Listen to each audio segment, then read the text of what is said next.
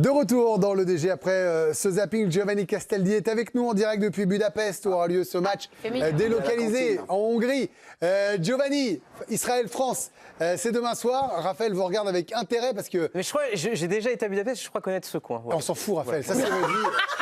Excusez-moi, je crois que vous étiez quelque chose d'intéressant. Il vous regarde, et là il nous raconte sa vie. Bon, vous allez sur le banc Raphaël, parce que là vraiment, c'est n'importe quoi. Vous nous ralentissez, il nous reste que 25 minutes d'émission.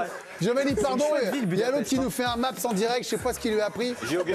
Rappelez-nous la compo que vous avez presque réussi à avoir, Gio. Oui, Greg, pas de soucis. Je peux pas faire une visite du quartier, désolé. Dans les cages, Mike Maignan sur le côté droit, Jules Koundé à gauche, Théo Hernandez, charnière centrale, Saliba, Konaté, deux milieux de terrain récupérateurs, Kamavinga, Aurélien Tchouaméni, Christopher Nkunku côté gauche, mais avec possiblement la possibilité de se recentrer pour laisser le couloir à Théo Hernandez. Numéro 10, Michael Olysée. Côté droit, lui, bien collé à la ligne, Ousmane Dembélé. À la pointe de l'attaque, Randal Kolo Muani. On rappelle que Marcus Thuram a manqué la séance du jour. Il est touché à la cheville droite. Ça a été annoncé en conférence de presse par Didier Deschamps, et Bradley Barcola, qui avait manqué la séance de la veille, a participé lui à l'intégralité de la séance. Il pourra rentrer en jeu demain. On a un thème aussi en plus de la compo qu'on a évoqué tout à l'heure en début d'émission. D'ailleurs, je vous invite à aller revoir le replay. On se demande si cette nouvelle ère, Giovanni, c'était l'édito de Vincent Deluc ce matin dans le journal, si elle est excitante ou effrayante. Vous avez un avis là-dessus ?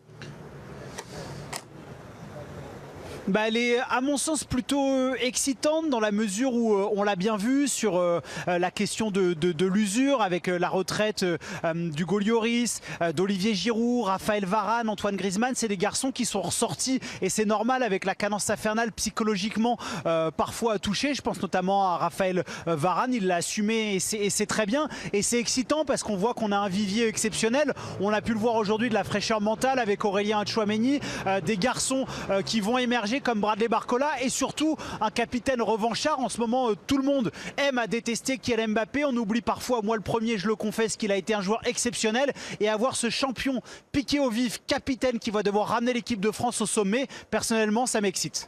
C'est parfait. Nous, on rappelle Raphaël Sebaoun parce qu'on va avoir besoin de lui pour l'émission quand même, une fois qu'il a fini son petit guide touristique de Budapest. Chouette. Et je vous pose la question maintenant en ardoise. Est-ce que pour vous, cette nouvelle ère, c'est excitant ou c'est effrayant? Regardons ce que vous nous dites. Allez, c'est parti pour les premières ardoises du soir. Effrayant pour Bruno Capper, c'est excitant pour Pierre. Oui. C'est excitant pour Émilie, c'est ni excité ni effrayé. C'est pas choisir Nabil, les deux pareil.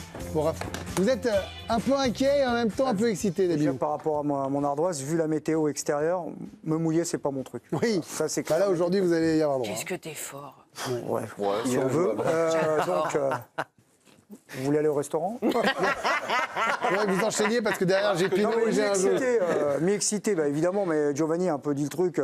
Avec le potentiel qu'on a, on est quand même une nation phare du football international. Il y a un nouveau cycle.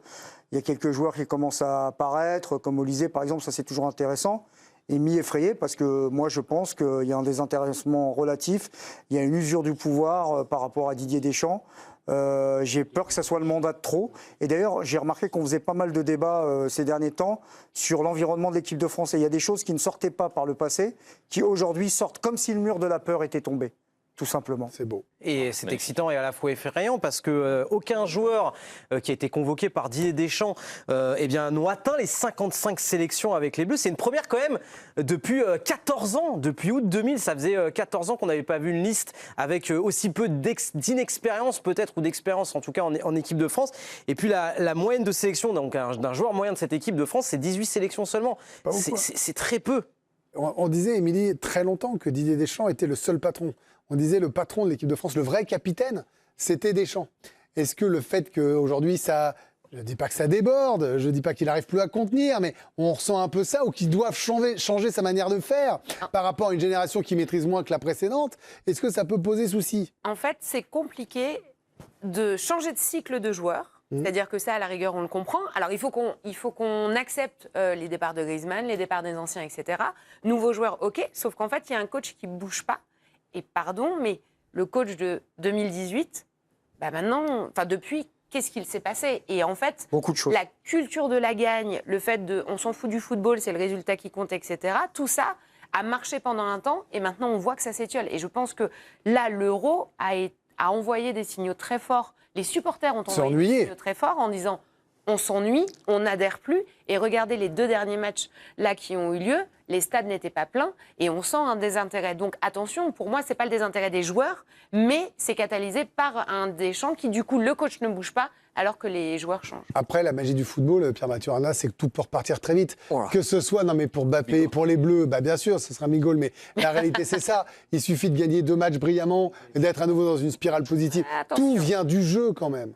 Oui, tout vient du jeu, tout vient du résultat. Surtout Du coup, à pour Deschamps, du jeu un peu moins. Et c'est ça qui est excitant un peu quelque part dans ce qui se passe aujourd'hui, c'est que c'est une page complètement blanche et donc par définition, on a envie de voir ce qui va se passer et comment Deschamps va dealer tout ça. Il est capable de se bousculer, vous pensez? Mais je sais pas, mais moi, il y a une chose qui m'excite un peu dans cette équipe, c'est que je trouve que globalement, les joueurs sont moins bons que ceux d'avant. Je trouve qu'individuellement, il y a moins de talent que l'équipe d'avant. C'est effrayant.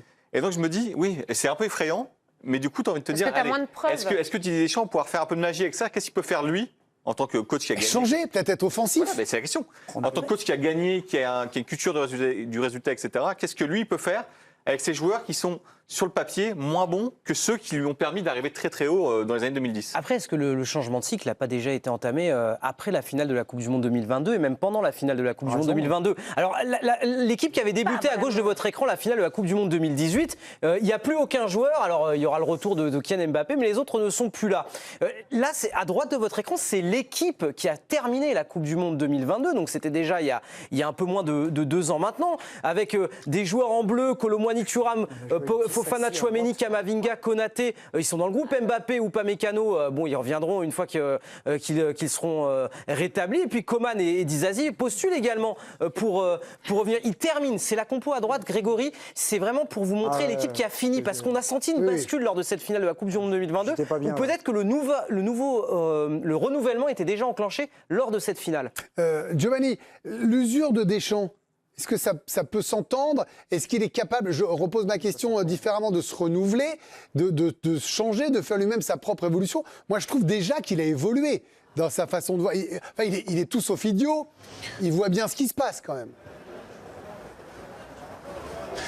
Pour le coup, oui, Greg, parce que même si parfois, moi, je suis comme tout le monde, hein, je m'ennuie devant les matchs de l'équipe de France, on sera tous d'accord pour dresser ce constat, c'est pas toujours emballant. Il y a quelque chose que Didier Deschamps a toujours bien réussi, c'est relancer des projets. Moi, j'ai souvenir que voilà, quand il récupère l'équipe de France, il y a une construction jusqu'à cette finale de l'Euro 2016 perdue. Sur cet échec, derrière, il y a le sacre de 2018.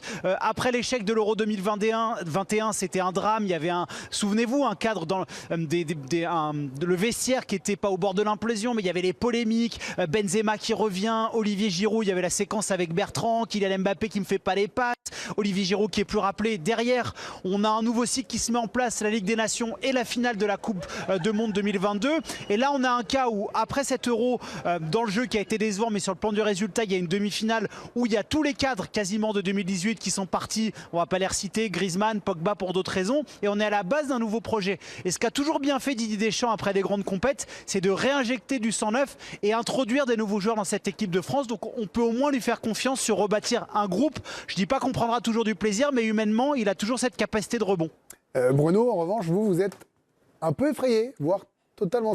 Vous êtes peut-être moins confiant dans la capacité de rebond évoquée par Giovanni. On termine avec vous. En fait, en gros, la génération me fait pas forcément vibrer. Je trouve qu'il n'y a pas de cadre. Et surtout, j'ai l'impression d'impréparation de la part de Didier Deschamps.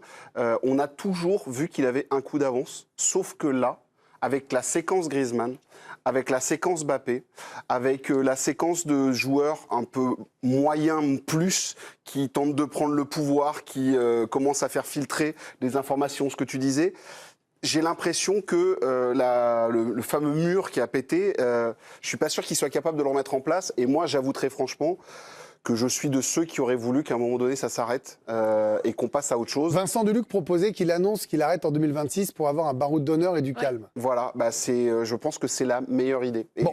Voilà. On va en reparler demain, parce que demain, on sera le jour de match. Évidemment, merci Giovanni d'avoir été avec nous. Bon séjour à Budapest. Raphaël nous dit que c'est super. Vous faites votre propre émission, Émilie, tranquillou. Hein, vous embouez, vous embouez pas. Salut Gio, profitez bien. Raphaël vous envoie des petits textos pour vous dire comment faire et vous amuser à Budapest. Salut, salut Raphaël. Bon, on va s'arrêter là. Voici le survivant avant Antoine Pinault.